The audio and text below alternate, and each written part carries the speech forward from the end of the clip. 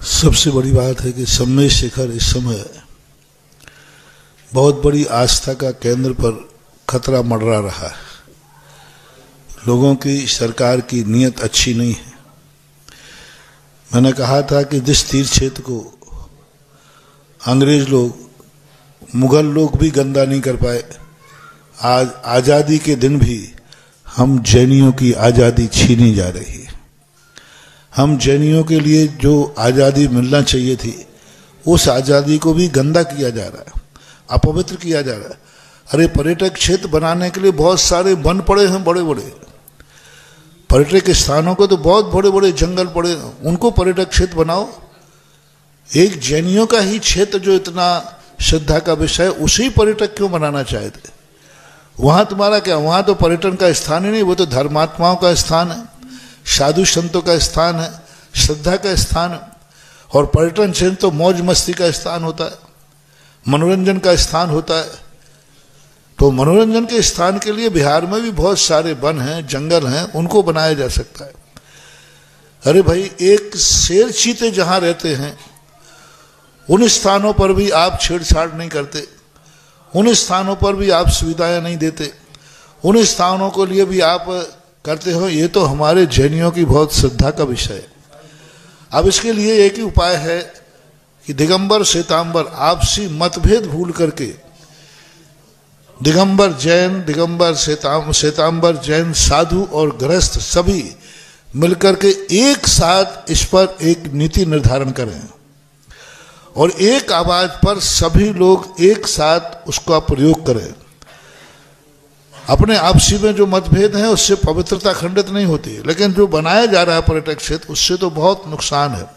तो दिगंबर और श्वेतांबरों को इसमें एक मिलकर के एक भारतवर्षीय राष्ट्रीय मीटिंग करना चाहिए और बड़े बड़े लोग दोनों तरफ से बैठकर मीटिंग करें, साधु संतों के भी निर्देशों में, और एक ऐसा करके और उसके संबंध में जैसा अभी ये बच्ची बोल रही है कि सरकार को जब तक कोई ऐसा आंदोलन न किया जाए जिससे सरकार को लगे कि हम खतरे में हैं, तब तक सरकार सुनने वाली नहीं है। आंदोलन करने का इनका भाव है कि हम अपना व्यापार के नुकसान करेंगे, सरकार कहती है अच्छा है बंद रखो। जो अभी ऐसे आंदोलन करो, ऐसे आंदोलन करो जैसा कि अभी दिल्ली के अंदर किसानों का आंदोलन हुआ था, ऐसा किसानों ने जो आंदोलन किया, क्या गजब का आंदोलन किया। तो मेरे सरकार से कहना है कि मेरे आंदोलन के पहले आप छिप जाएं, हम जैनियों को किसानों जैसे आंदोलन के लिए मजबूर न होना पड़े। हम लोग अहिंसक हैं, हम लोग शांति प्रिय हैं, हम लोग हर चीज अहिंसा और शांति से निपटाना चाहते हैं और हम लोगों का प्रयास ही रहता है। लेकिन कहीं यदि शांति और अहिंसा को तुमने कायरता समझा तो अहिंसा में से मात्र आ हटते ही हिंसा हो जाती है, फिर सरकार जिम्मेवार है। हम लोग अहिंसा और शांति का मार्ग हमें न छोड़ना पड़े, उसके पहले ही हमारे लिए ऐसे रास्ते बता दिए जाएं, ऐसे कर दिए जाएं जिससे हम लोगों को इस स्तर पर न उतरना पड़े। और वह स्तर अच्छा नहीं माना जाता। सरकार के लिए कितना नुकसान हुआ, कितनी परेशानी हुई किसान आंदोलन में, लेकिन आंदोलन करने वाले की गलती नहीं है। सरकार ऐसी नीतियां बना देती है जिससे लोगों को सामने आना। पर जैनियों के, हम जैनी लोग अहिंसा के, कोई कहीं डिस्टर्ब नहीं करते, लेकिन खामो खाम एक क्या जरूरत पड़ी थी हमारे क्षेत्र को पर्यटन बनाने की? वो धार्मिक क्षेत्र है और सबको मालूम है कि ये आस्था का केंद्र है। क्यों छेड़छाड़ करते हो उससे? और फिर छेड़छाड़ करते हैं, फिर हम लोगों को मजबूर होकर के आंदोलन पर उतरना पड़ेगा। और बात सही है, यदि सरकार नहीं मानती है तो दोनों समाज के जैनियों से कहना है आपको वह कदम उठाना पड़ेगा जिससे सरकार को खुद लगे अब हमारी नैया खतरे में है और सरकारी बहुत नुकसान हो सकता है। जब तक सरकारी नुकसान नहीं होता तब तक सरकारें सुनती नहीं है। ये सरकार की बहुत बड़ी भूल है। मेरा तो सरकार को यही सजेशन है कि सरकारी नुकसान होने के पहले जैनियों की इस अहिंसक मांग को, एक पवित्र शांति प्रिय मांग को स्वीकार करके जैनियों के इस शांति का एक प्रकार के सम्मान किया जाए और जैनियों की अहिंसा को दुनिया में बरकरार रखा जाए कि जैनी कभी भी देश को, राष्ट्र को नुकसान नहीं पहुंचाना चाहते। इसका अर्थ ये नहीं है कि हम लोग पहुंचाना जानते नहीं हैं। ये मत समझना कि हम पहुंचाना जानते नहीं हैं, लेकिन हम लोग नहीं चाहते हैं।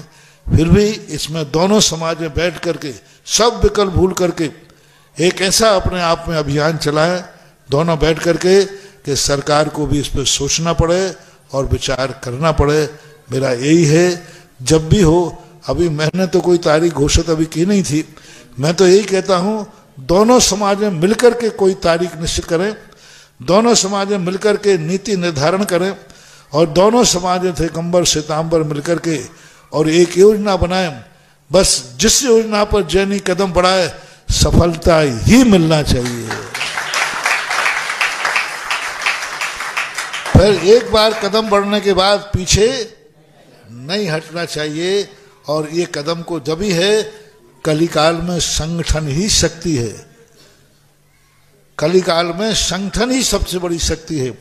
और इस समय अपन दोनों समाजों को संगठित होकर के और इस कदम को उठाना है, अन्यथा कल के दिन हमारी स्थिति बिगड़ जाएगी। और वहाँ पर चेक पोस्ट वगैरह लगाने की बातें हैं, ये सब उसके अंतर्गत हमें सरकार से इसलिए मांग करते हैं, पैसे कारण नहीं मांग करते। सरकारी चेक पोस्ट लगने से लोग उनको मानने लग जाते। हमारी चेक पोस्ट को कोई उल्लंघन भी कर दे, कोई गुंडागिर्दी कर दे, कोई तोड़ दे, लेकिन सरकार के द्वारा मांग इसलिए होती है जिससे कि उस सरकार के कानून के अंतर्गत आ जाने से उसको कोई नुकसान नहीं पहुंचा पाता, सरकार हमारे साथ हो जाती।